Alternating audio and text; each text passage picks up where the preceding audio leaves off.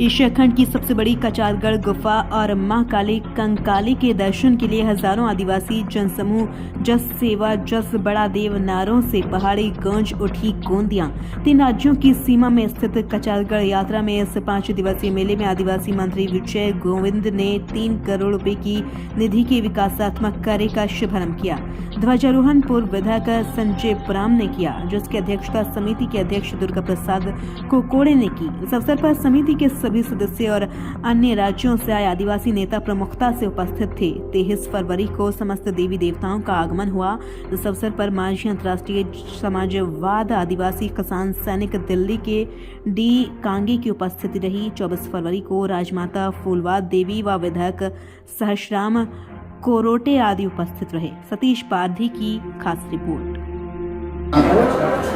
आसिया की सबसे बड़ी गुफा जिसको कचारगढ़ में देखा जाता है और ये समस्त भारत के गोंडियन जनों का ये श्रद्धा स्थान है, जिसमें भारत के हर कोने से यहाँ पर भक्तगण आते हैं, गोंडियन लोग आते हैं, आदिवासी लोग आते हैं, अन्य लोग आते हैं।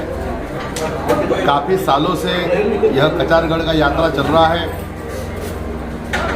मैं देख रहा हूं कि इस कचारगढ़ में और शासन की तरफ से विकास करने की बहुत ज़रूरत है।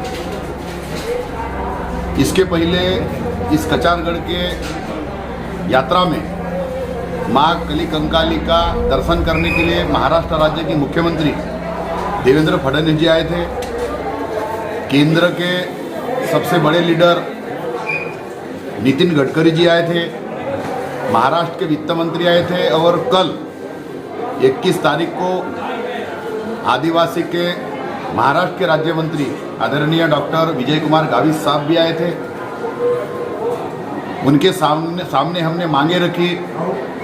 लाखों गोंडियन सगाजन यहाँ पर आता है, उनके लिए रहने की सुविधा नहीं है, संडास बाथरूम की सुविधा नहीं है, पीने के पानी की सुविधा नहीं है, रोड रास्ते की सुविधा नहीं है, बिजली की सुविधा नहीं है। ऐसे परिस्थिति में शासन स्तर से इस कचारगढ़ में ज़्यादा से ज़्यादा विकास का काम होना चाहिए, ज़्यादा से ज़्यादा आप लोगों ने निधि देना चाहिए। 21 तारीख को जब आदिवासी मंत्री विजय कुमार गावित साहब आए थे, तब उन्होंने कहा कि कचारगढ़ के विकास के लिए निधि की मैं किसी भी प्रकार की कमतरता नहीं होने दूंगा और निश्चित तौर पे वहाँ पर जहाँ लिंगो बाबा का पेंठाना है, वहाँ पर 3 करोड़ की लागत से पेंठाना वहाँ बनाया जा रहा है। कुछ फॉरेस्ट के अड़चन के वजह से वो काम रुका हुआ है। बहुत जल्द वहाँ का कार्यक्रम भी आरंभ हो जाएगा, जहाँ पर हमारा सगाजन का कार्यक्रम होता है।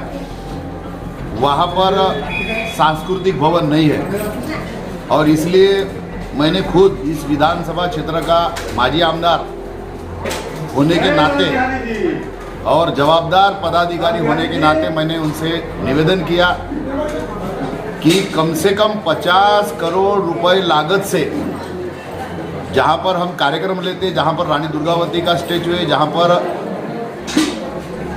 झंडा हम लहराते हैं, वहाँ पर लगभग 50 करोड़ का लागत से अगर वहाँ सांस्कृतिक भवन बनता है तो आने वाले समय में वहाँ हमारे जितने भी सगाजन हैं वहाँ रुक सकते हैं। हमने स्वतंत्र भक्त निवास की भी मांग की है, तो हमारे आदिवासी मंत्री विजय कुमार गावित साहब ने कहा है कि आप प्रस्ताव सादर करो,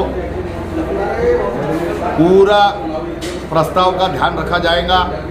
मुझे भी विश्वास है सरकार के ऊपर, क्योंकि भारतीय जनता पार्टी की सरकार केंद्र में है, राज्य में है, जिले में है और इसलिए जिले से लेके केंद्र तक पूरी कोशिश है कि जो पहले आदिवासी जिनका उगम कचारगढ़ से हुआ है, ऐसा भाग है जहाँ पर आदिवासियों की संस्कृति संपूर्ण भारत में फैले हुए जितने भी आदिवासी समाज हैं और उन लोग जो आस्था रखते हैं, ऐसे सभी लोग समाज के यहाँ कचारगढ़ में आते हैं। कचारगढ़ में धर्मगुरु हिंदुओं का जो गुरु यहाँ पर जिन्होंने समाज को दिशा दिखाया, ऐसे आज की जो परिस्थिति, वर्तमान परिस्थिति में जितने भी आदि